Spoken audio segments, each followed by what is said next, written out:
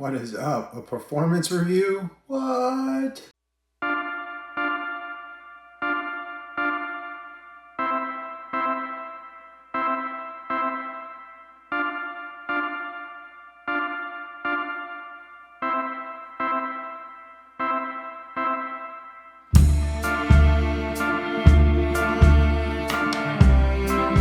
Keep It Up this week is going to go to Baggy. Baggy is going to go Keep It Up this week. He has a kind of like an eye issue on top of all of his old man problems, but he's got a steady medication regimen.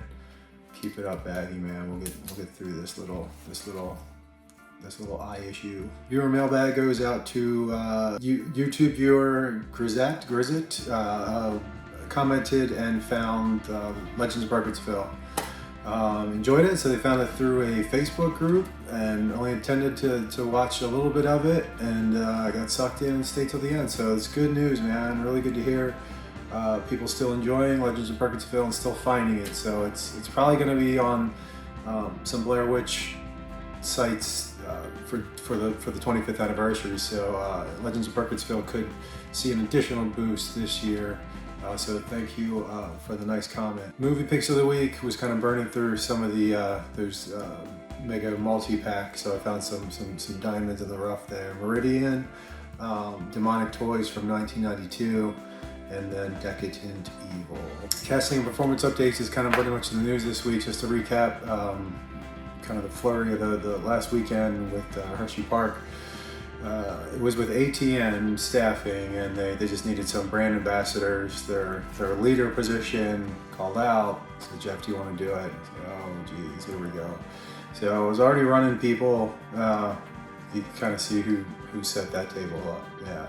So the idea was to hand out this bubbly beverage. We had 12 pallets total to hand out. And to a guest as they left. The first concert on Saturday night, that was Janet Jackson and Nelly. And then the Sunday night, it was very much the opposite, kind of a very chill crowd. Robert Plant, Bob Dylan, and Willie Nelson. Yeah, man, it was wild. But yeah, between the 2 days, we burned through those 12 pallets. And just kind of just handed stuff out, and yeah, it was work, man, whatever.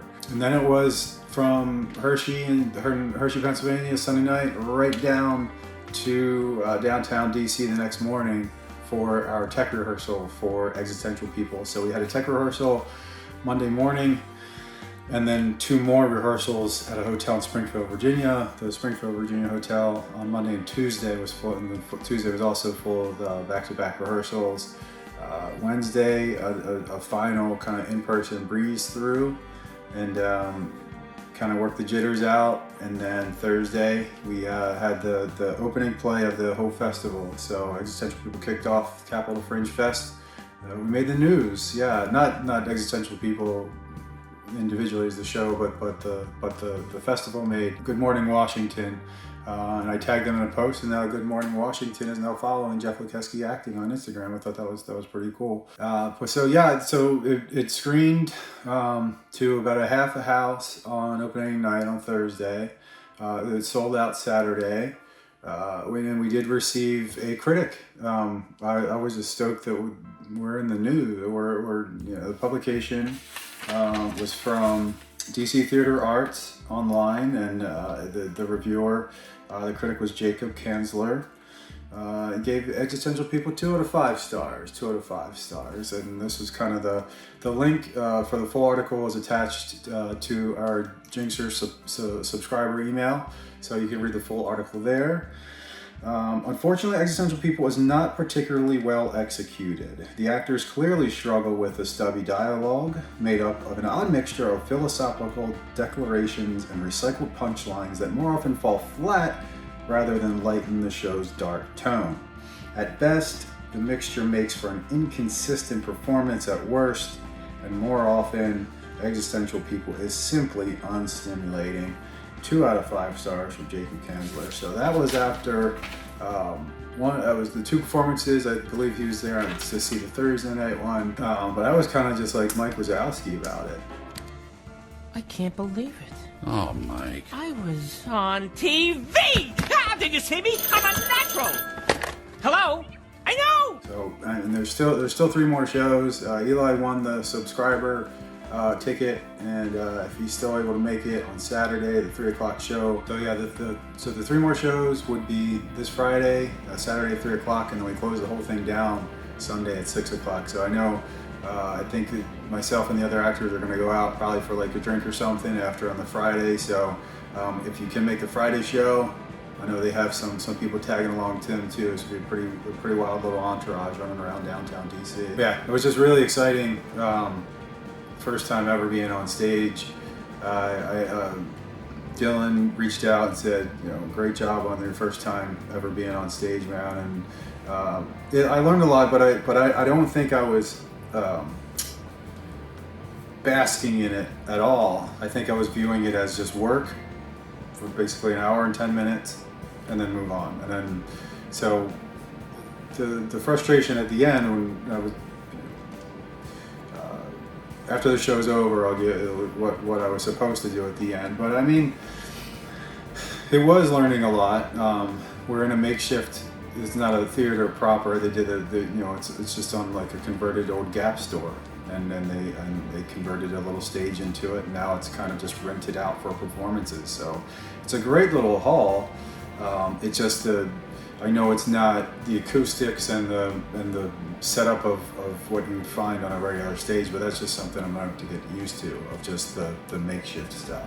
Yeah, I think everyone did a really nice job. I can see the performance review coming that way. It's a difficult piece. It's very much like in Unison, I would say, you know, in my opinion, where it's going to fly over so many people.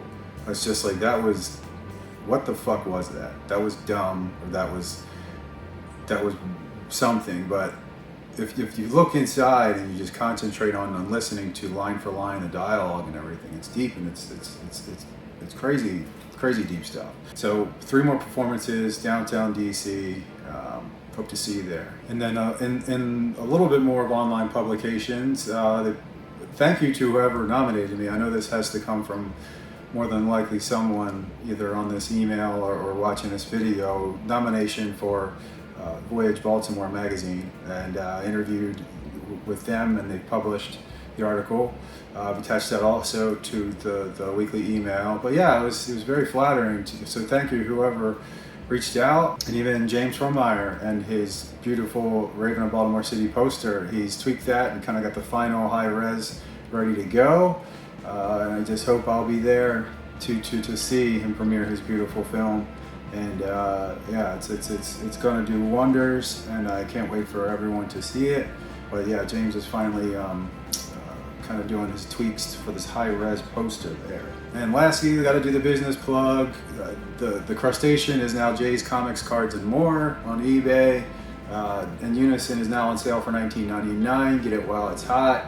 And then if you're into some just geeky stuff, collectibles like Star Wars, Marvel, DC, just everything kind of geeky, even just books. There'll be clothes on there soon. So Jay's Comics, Cards, and More, formerly the Crustacean. Next week we will be recapping Existential People, and then we'll also be getting closer and closer to the virtual table read with Sarah, Turner, and Dylan for Chapter 1. So look to have a date by that soon. I think Sarah is also in a theatrical performance going on right now as well. So I know when her stage performance and my stage performances are done, I think is when we'll be freed up to a little bit to do a table read. And then where everyone's schedule should be pretty clear for that August 11th filming date in Ellicott City for Chapter 1.